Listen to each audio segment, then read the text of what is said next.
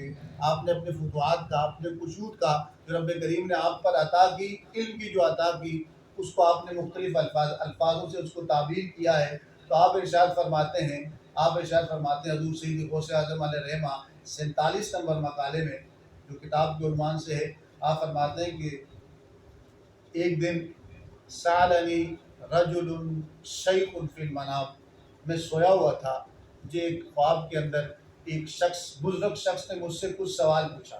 کچھ کیا پوچھا؟ سوال پوچھا۔ وہ سوال یہ تھا کہ اس سے مجھے کہا کہ شیخ مجھے بتائیں کہ ای شیء یقرب الی اللہ، کون سا ایسا کام ہے، کون سے ایسے اعمال ہیں، کون سی ایسی اشیاء ہیں اور چیزیں ہیں جن کو میں کروں تو اللہ تعالیٰ مجھے مقام قرب عطا کر دے۔ کیا عطا کر دے؟ مقام قرب عطا کر دے۔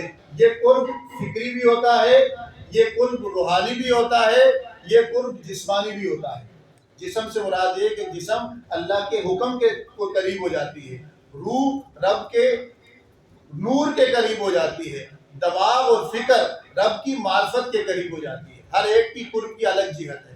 ہر ایک انسان کا روح بھی قریب ہوتی ہے رب کے، جسم بھی قریب ہوتا ہے اور فکر یعنی دماغ بھی قریب ہوتا ہے، لیکن ہر قرب کی الگ ڈائمنشن ہوگی، الگ اعتبارات ہوں گے، الگ جہات ہوں گی۔ فرماتے ہیں کہ مجھ سے پوچھا، ایک بزرگ شخص نے پوچھا، خواب میں پوچھا۔ کیا پوچھا؟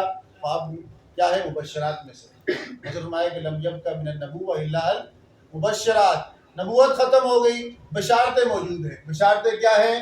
الرؤیا الصالحہ یراہ الرجل الصالح او تری لہ، مبشرات یہ ہیں وہ نیک خواب جو شخص نیک بندہ اپنے بارے میں خود دیکھے یا اس کے بارے میں کسی کو دکھایا جائے۔ حضور سید غوث اعظم علیہ رحمہ اسی مبشرات کی بات کر رہے ہیں۔ کہا کہ اس شخص نے مجھ سے پوچھا، شیخ فرمائیں کون سی چیز مجھے اللہ کے قریب کر دے گی، کون سی بات مجھے اللہ کے قریب کر دے گی؟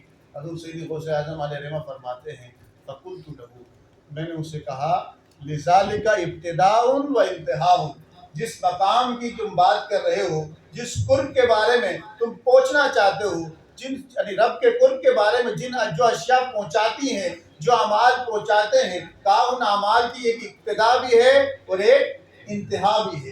ابتدا بھی ہے اور ایک انتہا بھی ہے۔ کہا ابتدا کیا ہے؟ آپ نے فرمایا ابتداؤہ الورع، اس کی ابتدا ورع ہے، تقویٰ ہے، خوف خدا ہے، خشیت الہی ہے، تعلق مع اللہ ہے، رب کو جاننا ہے، رب کی ماننا ہے، رب پر اپنا تن من دن اخلاص کے ساتھ فدا کرنا ہے۔ کہا یہ تو ہوئی ابتدا الورع والتقویٰ، ابتدا ورع ہے۔ کہا وہ انتہا کہا اس کی انتہا 3 چیزیں۔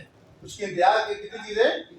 وہ 3 چیزیں ایسی ہیں کہ مخلوق کو پتہ نہیں چلتا، وہ خالق کا مخلوق کو پتہ نہیں چلتا، وہ بندے اور رب کا معاملہ ہوتی ہیں۔ کہا پہلی چیز کیا؟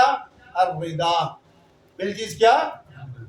رب کی رضا میں راضی رہنا، رب کی رضا میں راضی رہنا۔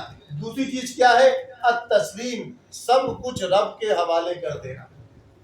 انسان اپنی فکر کو، یعنی عقیدہ، اپنے عمل کو، اپنے جو کچھ بھی اس کے پاس ہے، جو کچھ بھی قوت ارادہ اس کے پاس ہے، کہا رضا، انتہا اس کی کیا ہے؟ کہ جب تو مقام رضا پا جائے، انتہا اس کی کیا ہے؟ وہ تسلیم، جب سب کچھ تو رب کے حضور سپرد کر دے۔ قل ان صلاتی و نسکی و محیای و مماتی للہ رب العالمین، جینا مرنا، نماز، قربانی، رب ساری تیری ہی، اس مقام پہ پہنچ جائے۔ تو کہا کہ تیسرا منزل کیا ہے اس کی انتہا کی؟ التوکل، اعتماد، رب پہ اعتماد پیدا ہو جائے، رضا، تسلیم اور توکل۔ آپ فرماتے ہیں قرب الہی پانا چاہتا ہے، پہلی منزل الذین آمنوا وکانوا یتقون ہے، تقوی اختیار کر، ورع اختیار کر، احتیاط والی زندگی گزار، شریعت کو جان، اس پر عمل کرنے کی کوشش کر، نفس کشی کر، غفلت کو چھوڑ، ذاکر بن جا، گناہ کو چھوڑ،